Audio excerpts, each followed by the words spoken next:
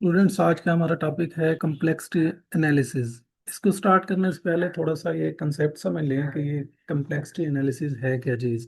यहाँ पे आपको एक एग्जांपल देता हूँ कि जैसे दो लोग रेस लगा रहे हों, एक पैदल हो और एक साइकिल पे हो, तो क्या होगा? पहले मंजिल पे कौन पहुंचेगा? तो जो साइकिल पे जा रहा है तो वही पहुंचेगा, ठीक है, क्योंकि उसकी स्पीड ज़्यादा है।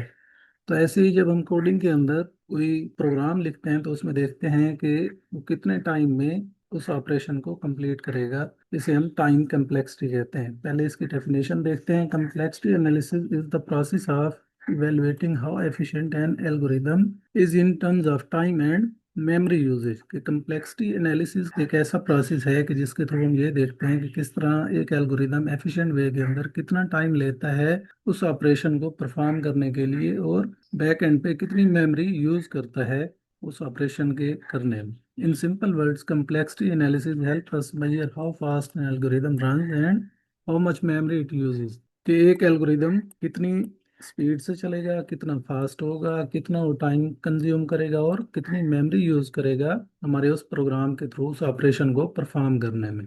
When solving a problem, there may be multiple algorithms available. Some algorithms solve the problem faster। अब क्या होता है कि जब हम कोई प्रोग्राम लिखते हैं, कोई सॉफ्टवेयर लिखते हैं, उसके पहले एल्गोरिदम बनाते हैं, फिर उसकी कोडिंग करते हैं। तो उसमें जब हम डिफरेंट मल्टी एल्गोरिदम्स को लिखेंगे तो उसमें हम ये देखते हैं कि कुछ एल्गोरिदम्स फास्टली काम कर रहे होते हैं, जबकि कुछ एल्गोरिदम स्लो काम कर रहे होते हैं। मीन कि वो डिपेंड करता है उसके अंदर जितने ऑपरेशन परफॉर्म होंगे, कितने एलिमेंट्स होंगे, उन पे डिपेंड करता है कि वो कितना टाइम लेगा। फॉर एग्जांपल, आपके पास 10 लोगों की लिस्ट है, सही है। यहाँ पे मैं आपको समझाने के लिए लिखता हूँ इस जगह। ये है हमारे पास 10 लोगों की लिस्ट है, सही है।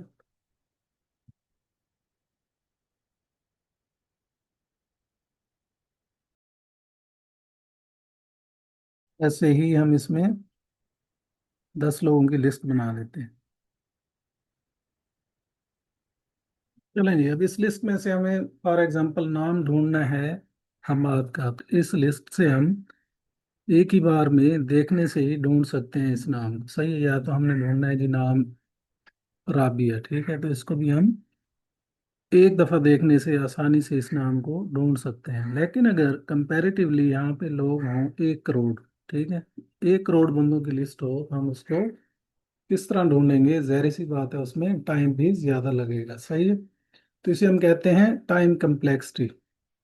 अब एल्गोरिदम की टाइम कम्प्लेक्सिटी को हम किस तरह मेजर करते हैं कि एक एल्गोरिदम जो हमने लिखा, अगर तो वो एक एफिशिएंट वे के अंदर लिखा हुआ है तो वो आसानी से उसको ढूंढ लेगा। यहाँ पे हम एग्जांपल लेते हैं छोटी सी और, लीनियर सर्च की, जो कि मैंने आपके लिए यहाँ पे कुछ इमेजेस भी रखी हैं उनको समझने के लिए। देखिए, लीनियर सर्च के अंदर क्या होता है कि हम सिक्वेंशली चीज़ों को एक सीक्वेंस के अंदर नंबर्स को लिखते हैं और उनको उसी हिसाब से चेक करते हैं। देखिए ये हमारे पास लीनियर सर्च में अगर ये नंबर्स हैं, तो इसमें अगर हमें नंबर ढूंढना है 40, तो क्या होगा? ऑपरेशन किस तरह परफॉर्म होगा? इसमें सिक्वेंशली ही परफॉर्म होगा ना। पहले 10 नंबर को चेक करेगा, फिर 15, फिर 30, फिर 70, 80, 60, एंड देन एंड में जाके वो 40 को सर्च करेगा।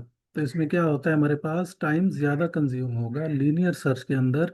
लेकिन अगर हम यही काम किसमें करते हैं, बाइनरी सर्च के अंदर, तो बाइनरी सर्च में कंपैरेटिवली टाइम थोड़ा लेगा, क्योंकि बाइनरी सर्च के अंदर हम क्या करते हैं, मिड नंबर को सिलेक्ट करते हैं, फिर लेफ्ट साइड और राइट साइड पे उसको कंपेयर करते जाते हैं एक दूसरे नंबर के साथ। चेक करते हैं कि जो रिक्वायर्ड नंबर है हमने ढूंढना है, तो 16 जैसे ये हमारे पास नंबर है, हम इसको मार्क कर लेते हैं।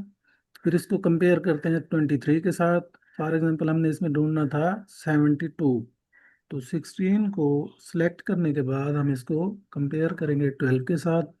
नहीं जी, ये हमें रिक्वायर्ड नहीं था। फिर उसको कंपेयर करते हैं 8 के साथ, ये भी रिक्वायर्ड नहीं था।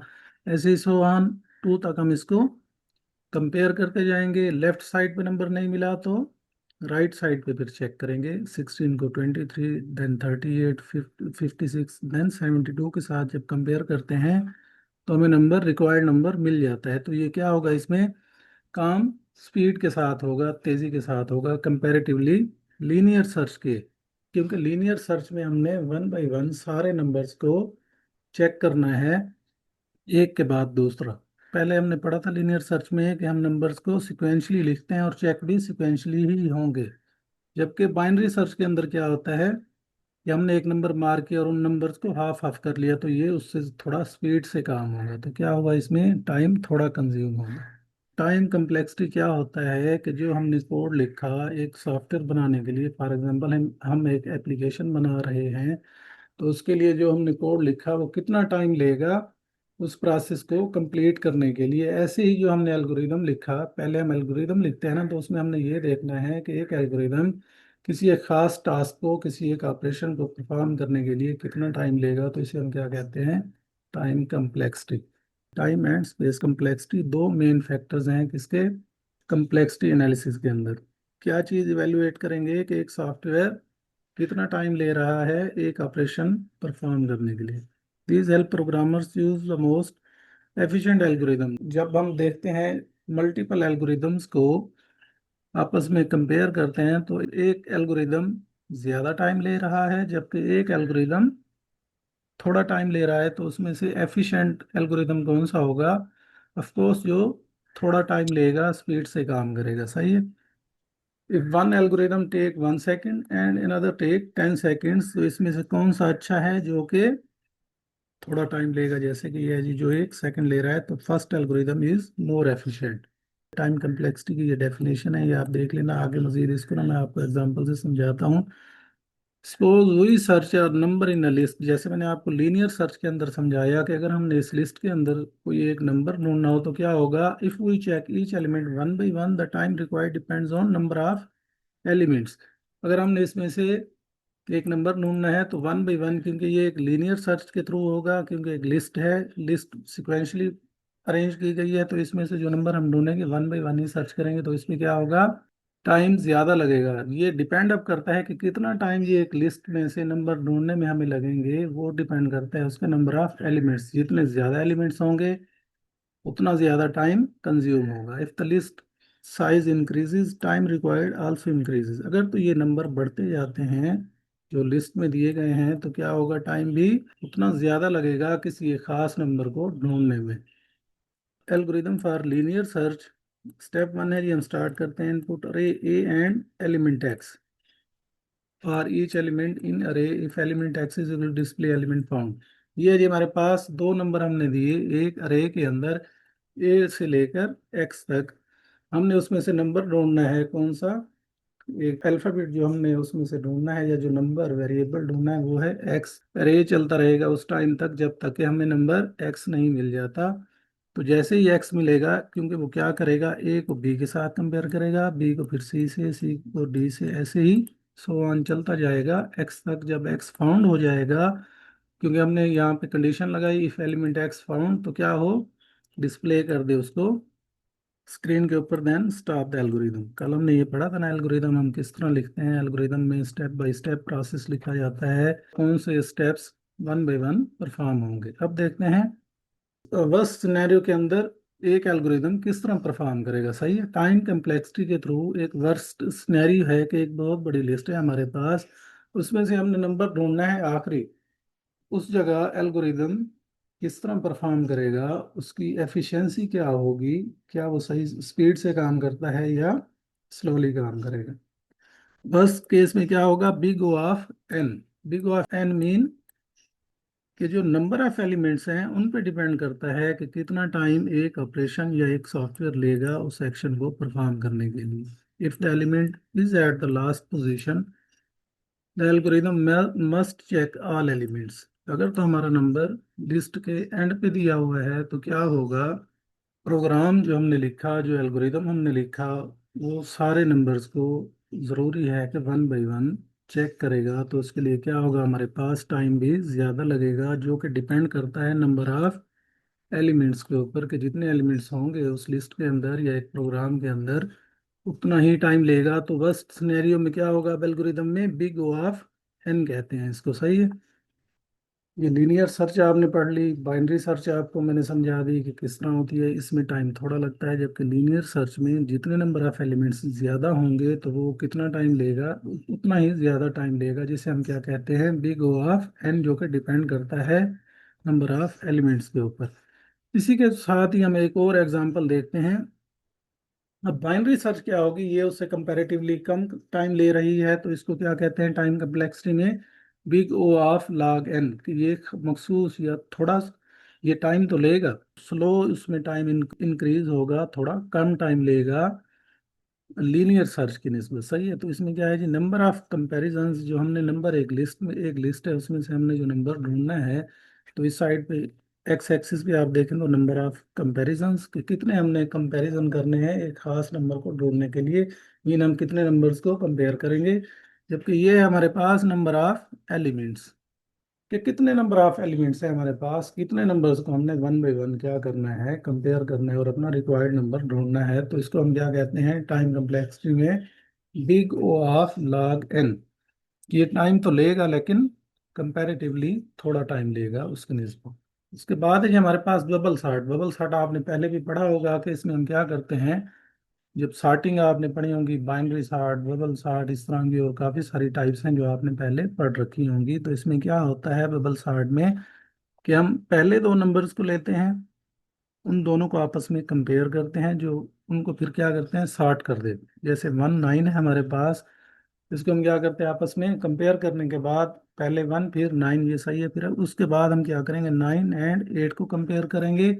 तो 8 नंबर छोटा है, जबकि 9 सॉर्टिंग के हिसाब से, तो 8 स्वैप हो जाएगा 9 की जगह पे और 9 स्वैप होगा 8 की जगह पे। ऐसे ही सो ऑन, हम आखिरी नंबर तक क्या करेंगे, इनको कंपेयर करते जाएंगे और पूरी लिस्ट को सॉर्ट कर देंगे।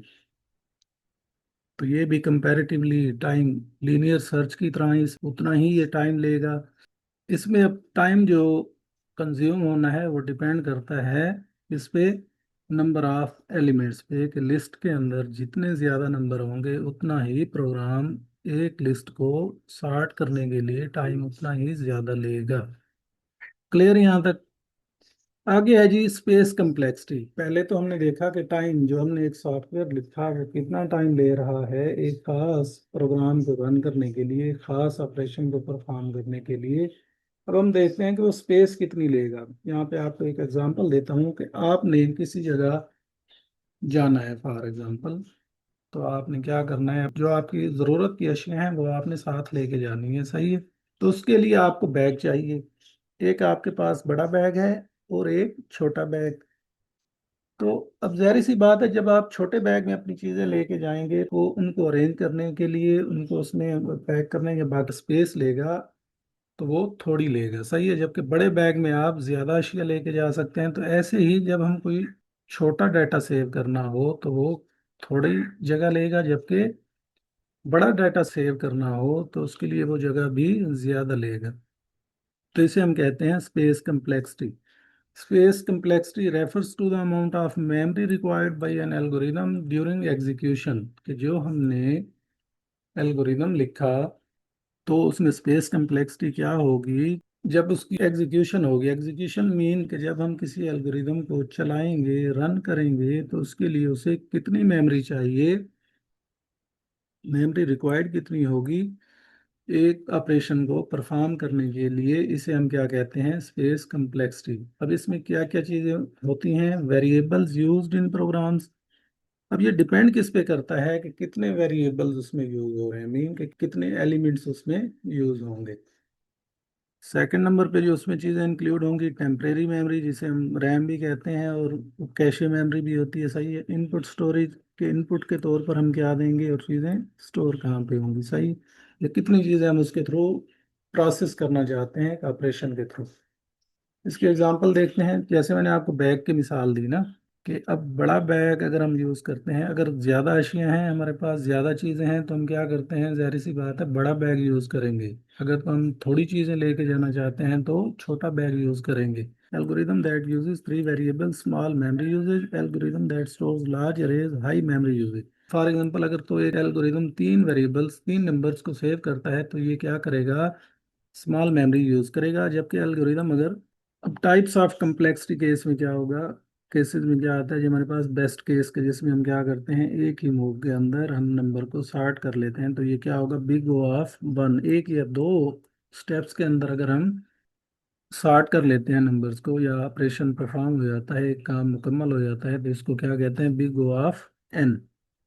ये डिफरेंट टाइप्स हैं हमारे पास टाइम कम्प्लेक्सिटी के अंदर। वर्स्ट केस के अंदर क्या होगा कि अगर हमारे पास नंबर लास्ट एंड पे है हमारे पास नंबर, तो क्या होगा इसमें, बिग ओ ऑफ एन उसको कहते हैं कि जितने नंबर ऑफ एलिमेंट्स होंगे उतना ही टाइम ज़्यादा उस एलिमेंट को सर्च करने में लगेगा। ये है जी हमारे पास टाइम, और ये डाटा, जितना डाटा ज़्यादा होगा उतना ही टाइम ज़्यादा लगेगा। एवरेज केस में क्या होगा कि अगर तो हमारा नंबर क्या है जी, मिडल में है उस लिस्ट के, तो उसमें एवरेज टाइम कंज्यूम होगा। ये देखें इसकी डायग्राम, ये हमारे पास इनपुट के तौर पर नंबर्स होंगे और ये टाइम एग्जीक्यूशन है, सही है। तो इसे हम क्या कहते हैं, big O of n. Suppose we have two algorithm, algorithm A 100 operation, जबकि एल्गोरिदम बी में कितने होंगे, 10 ऑपरेशन। तो इसमें से एक्सीलेंट अच्छा कौन सा होगा, जो कि थोड़े ऑपरेशन परफॉर्म कर रहे हैं, जाहिर सी बात है वो टाइम भी थोड़ा ही लेगा, सही है। Complexity analysis help us choose the better algorithm. अब कम्प्लेक्सिटी एनालिसिस के थ्रू हम ये करते हैं कि पहले से ही हम बेटर एल्गोरिदम को चूज कर सकते हैं अपने पास।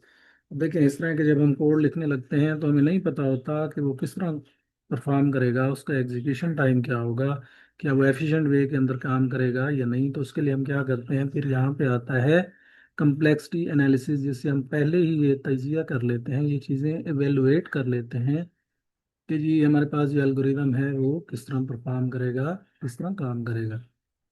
इंपॉर्टेंस ऑफ कम्प्लेक्सिटी एनालिसिस आप इसको देख लीजिएगा, compare algorithm, select best algorithm, input फ्लाफला, ये सारी चीज़ें, ठीक है। Google search engine uses efficient algorithms to process billions of pages quickly. अब इन्हीं एल्गोरिदम्स को, एफिशिएंट एल्गोरिदम्स को यूज़ करते हुए, जो कि स्पीड से काम करते हैं, टाइम थोड़ा लेते हैं, उनको यूज़ करते हुए गूगल क्या करता है, बिलियंस ऑफ पेजेस को क्विकली सर्च कर सकता है। जैसे हमने सर्च लिखा, गूगल में कोई चीज़ सर्च करने के लिए लिखी, तो क्या होता है, गूगल फौरन से हमें उसके रिजल्ट दे देता है। तो इस वो क्या करते हैं यहाँ पे, एफिशिएंट एल्गोरिदम्स का यूज़ करके ये सारा कुछ करते हैं। कम्प्लेक्सिटी एग्जांपल्स अब हमारे पास है जी, बिग ओ ऑफ एन। अब इसकी टाइप्स कितनी होंगी, या कितनी टाइप की कम्प्लेक्सिटीज होती हैं हमारे पास एल्गोरिदम के अंदर। पहले नंबर पे कम्प्लेक्सिटी जो हमारे पास है, बिग ओ ऑफ वन, ये कांस्टेंट टाइम लेगी, मीन के या तो एक मूव हम करेंगे या दो मूव करेंगे, तो इसे हम क्या कहते हैं, बिग ओ ऑफ एन। दूसरी टाइप है जो हमारे पास, big O of log N, mean logarithmic time, कि इसमें डिपेंड करता है कितने नंबर ऑफ एलिमेंट्स हैं उस एक ऑपरेशन के अंदर। जितने नंबर ऑफ एलिमेंट्स होंगे उतना ही ये टाइम लेगा, सही है। ये वर्स्ट केस के अंदर उतना टाइम लेगा जितने के एलिमेंट्स एक लिस्ट के अंदर, एक ऑपरेशन के अंदर परफॉर्म हो रहे हैं, सही है।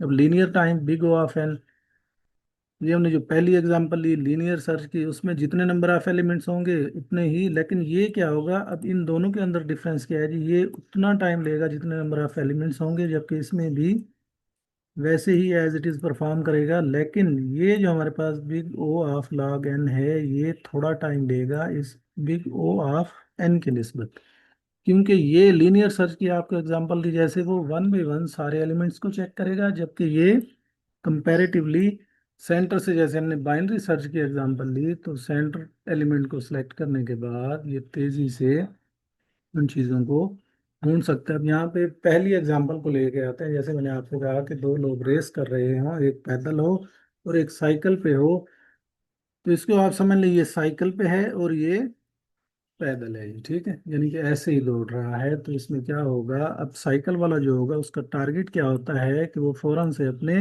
एंड पॉइंट पे पहुंचे, या रिक्वायर्ड जगह पे या टारगेट पे ये पहुंच जाए जल्दी से।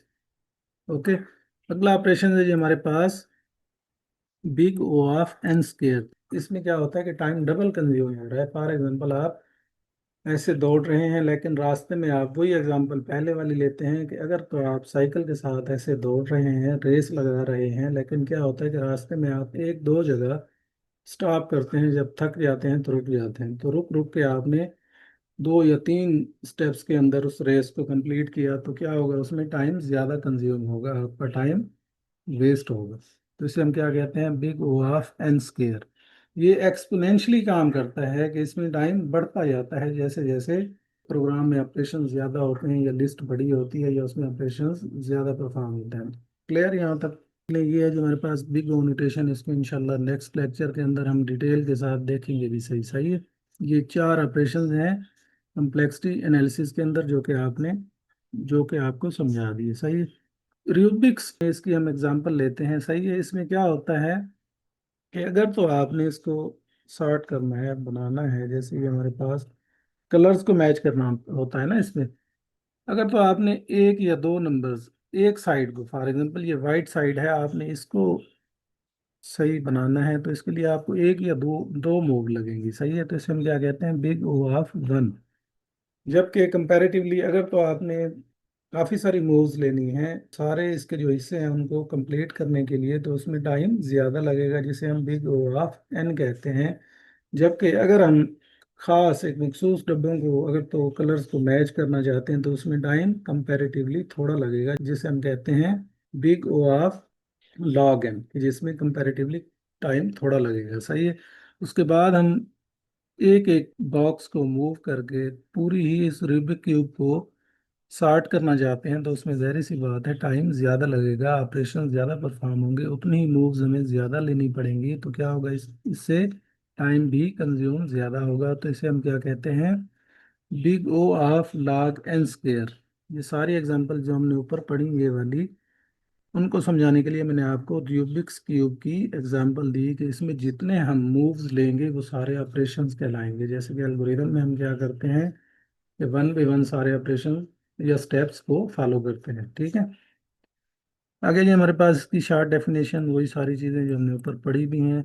Complexity analysis is the process of evaluating the performance of an algorithm in terms of time and space required during execution. Complexity analysis के अंदर हम क्या करते हैं, एक ऐसा प्रोसेस है जिसे हम इवेलुएट करते हैं एक एल्गोरिदम या कोड की एफिशिएंसी को, परफॉर्मेंस को, कि वो टाइम और स्पेस कितना लेगा उसको रन करने में, उसको एग्जीक्यूट करने में।